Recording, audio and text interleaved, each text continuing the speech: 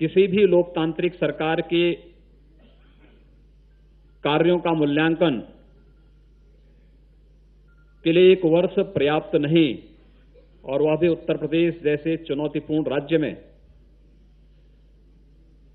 जहां पर एक वर्ष पहले व्याप्त जंगल राज रहा हो, गुंडा राज रहा हो, भ्रष्टाचार चरम पर रहा हो, अराजकता चरम पर रही हो, विकास की योजनाएं ठप पड़ी रही हों, उस प्रदेश के लिए यह एक चुनौती से कम नहीं। लेकिन बावजूद हमारी सरकार ने एक टीम स्पिरिट की भाव के साथ प्रदेश के अंदर जो कुछ किया, वह प्रदेश की जनता के सामने है। यह हमारा सौभाग्य है कि हमारी सरकार को प्रदेश के अंदर अंत्योदय के प्रणेता पंडित दीनदयाल उपाध्याय जी के जन्मशती वर्ष पर प्रदेश के अंदर प्रदेश की जनता की सेवा करने का अवसर प्राप्त हुआ। अंत्योदय के सपने को साकार करने के लिए हमारी सरकार ने एक वर्ष के अंदर जो प्रयास प्रारंभ किए, उसके लिए हमारे पार्टी ने विधानसभा चुनाव 2017 के पूर्व हम सब के सामने एक लोक कल्याण संकल्प पत्र प्रस्तुत किया था, और ये लोक कल्याण संकल्प पत्र उत्तर प्रदेश की आम जन की भावनाओं का प्रतिनिधित्व करने वाला एक ऐसा महत्वपूर्ण दस्तावेज है, जिसके बल पर आज पूरे प्रदेश के अंदर हमारी सरकार विकास की उन योजनाओं को, गरीब कल्याण योजनाओं को और शासन की योजनाओं को आम जन तक पहुंचाने का कार्य कर रही है। आप सब जानते हैं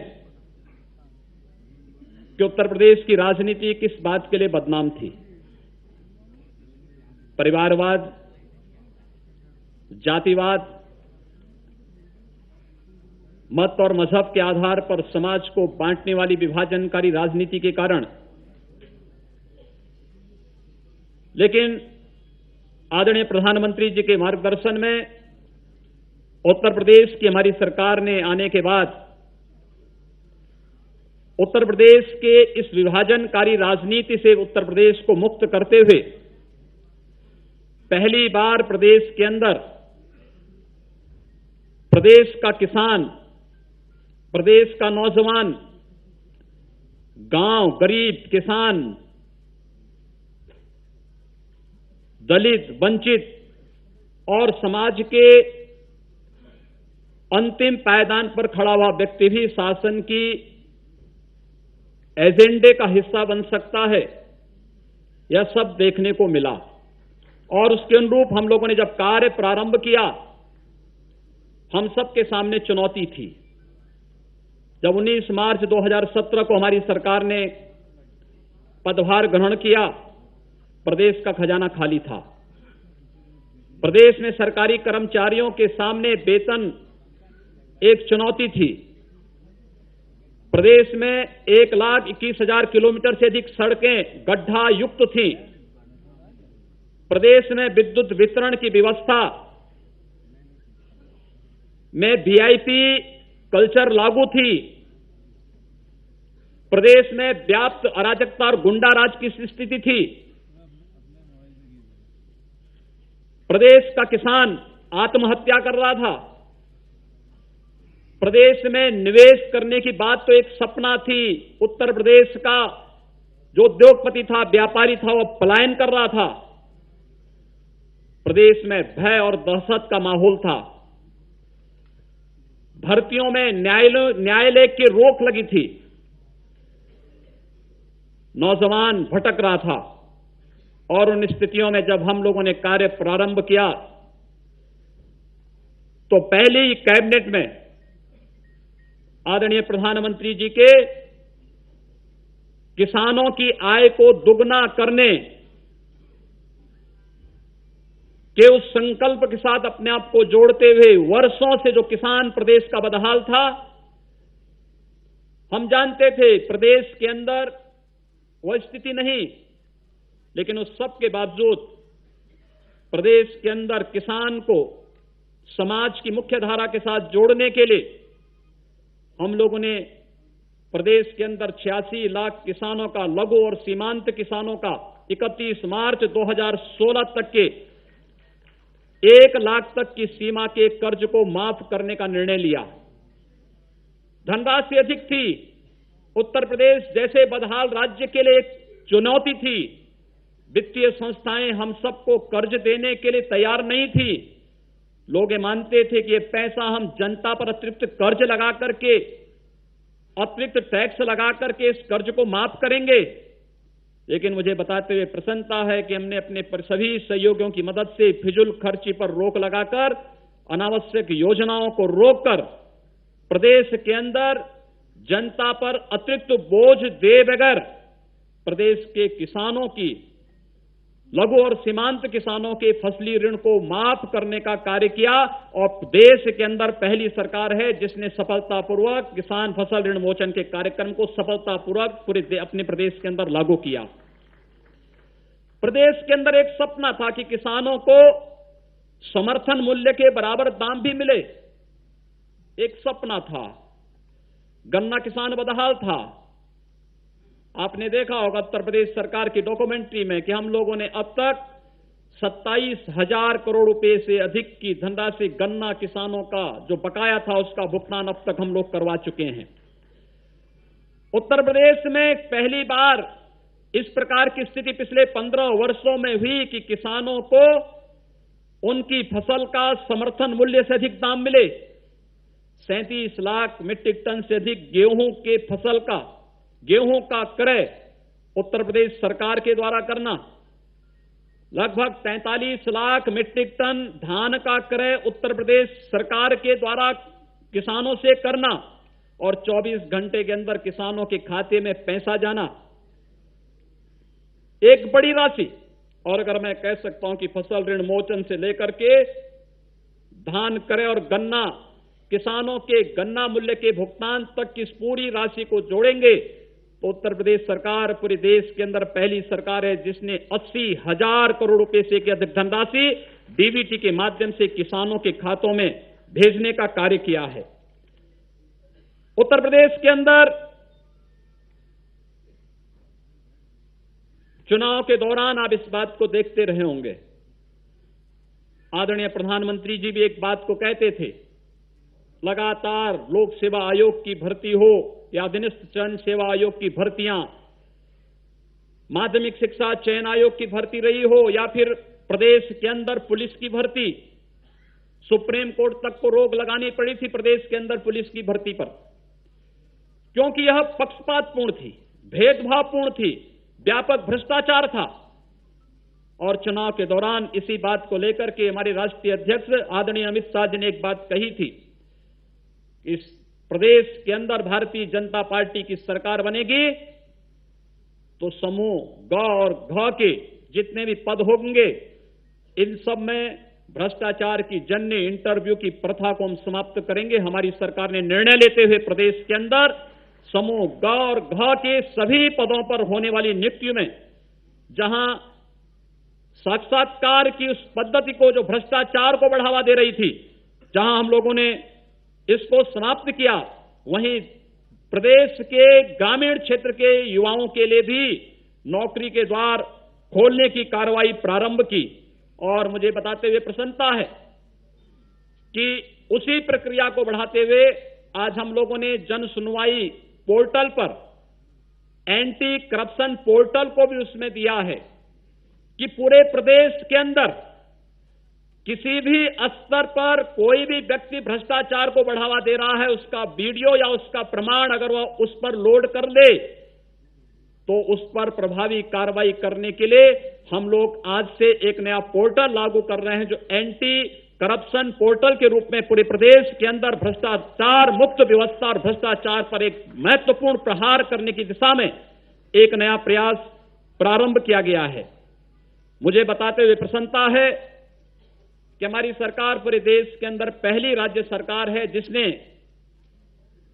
खरीद फरोख्त की व्यवस्था में पारदर्शिता लाने के लिए गवर्नमेंट ई मार्केट यानी जेम पोर्टल को सबसे पहले अपने यहां लागू किया और आज सफलतापूर्वक जेम पोर्टल प्रदेश के अंदर कार्य कर रहा है। मैं आज मुझे बताते हुए प्रसन्नता है यह प्रदेश जिसमें सप्ताह में 2 बड़े बड़े दंगे होते थे, जिस प्रदेश में कानून व्यवस्था पटरी से उतर चुकी थी, जिस प्रदेश में व्यापक अराजकता थी, गुंडा राज की स्थिति थी, आज हम कह सकते हैं उत्तर प्रदेश के अंदर एक नई स्थिति बदली है, एक नया परिवर्तन होता हुआ दिखाई दिया है, एक नया विश्वास जागृत हुआ है। उत्तर प्रदेश की कानून व्यवस्था पुलिस बल की कमी के बावजूद एक मानक बनती हुई दिखाई दे रही है। और मैं कहना चाहता हूं, कुछ लोगों को बंदरों से बहुत डर लगता है, लेकिन मैं कह सकता हूं कि एक बंदर ने रावण की लंका को जलाया था और आज मैं कह सकता हूं कि यह बंदर भ्रष्टाचार, दुराचार और गुंडा राज की इस लंका को जलाने का कार्य अवश्य करेगा। इसमें किसी को कोई संदेह नहीं होना चाहिए।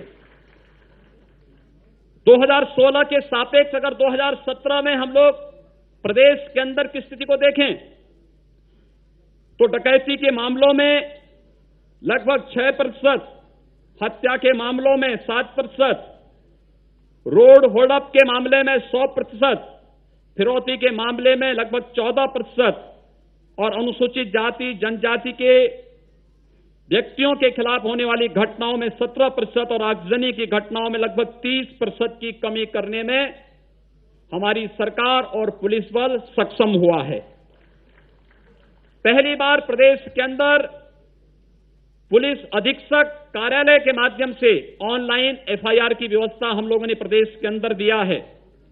एंटी रोमियो स्क्वाड का गठन रहा हो या प्रदेश के अवैध बूचड़खानों पर प्रहार या फिर प्रदेश के अंदर आम जन के मन में सुरक्षा का एक विश्वास जागृत करने के लिए फुट पेट्रोलिंग का मामला रहा हो या फिर प्रदेश के अंदर पुलिस की व्यवस्था में व्यापक सुधार, इन सभी कार्यक्रमों को आगे बढ़ाने के साथ साथ पहली बार प्रदेश के अंदर हम लोगों ने प्रदेश की पूरी व्यवस्था को ई ऑफिस के साथ जोड़ने का प्रयास किया है। और मुझे बताते हुए प्रसन्नता है कि अब तक हम 22 विभागों को ई ऑफिस प्रणाली के साथ जोड़ चुके हैं और हमारा प्रयास है कि अतिशीघ्र पूरे प्रदेश के अंदर पूरी व्यवस्था को ई ऑफिस के साथ जोड़ने का कार्य हम करेंगे। मुझे आश्चर्य होता है, बड़े बड़े दावे लोग करते हैं गरीबों के बारे में, दलितों के बारे में, अति पिछड़ों के बारे में।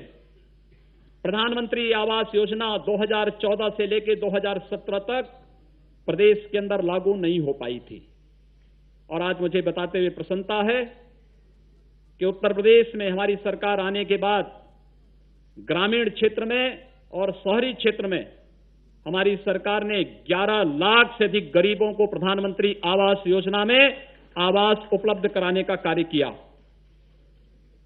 प्रदेश के अंदर पहली बार उन गरीब कन्याओं की शादी के लिए मुख्यमंत्री सामूहिक विवाह की योजना लागू की गई, जो अपनी गरीब कन्याओं की शादी दहेज के कारण या उतनी आय न होने के कारण नहीं कर पाते थे। पहली बार प्रदेश सरकार ने पहल करते हुए 35,000 रुपये उस विवाह के लिए अपने स्तर पर दे करके हर जनपद में इस कार्रवाई को प्रारंभ किया तो प्रदेश के अंदर आदरणीय प्रधानमंत्री जी के स्वच्छ भारत अभियान, जो आज इस देश के स्वस्थ भारत और समृद्ध भारत का अभियान बन चुका है, उत्तर प्रदेश बहुत पीछे था। उत्तर प्रदेश इसमें भाग नहीं ले पाती थी। उत्तर प्रदेश सरकारों में, जिससे पहले की सरकारें उसमें रुचि नहीं ले रही थी। उत्तर प्रदेश जब हम लोग सत्ता में आए तो सबसे पीछे पायदान पर था। और आज मुझे बताते हुए प्रसन्नता है कि अकेले ग्रामीण क्षेत्र में 2017-18 में एक वर्ष के दौरान हमारी सरकार ने 37,26,000 गरीबों को निःशुल्क एक शौचालय उपलब्ध करवाने का कार्य किया। तो शहरी क्षेत्रों में भी लगभग 4.5 लाख गरीबों को शौचालय उपलब्ध कराने का कार्य भी हम लोगों ने किया है।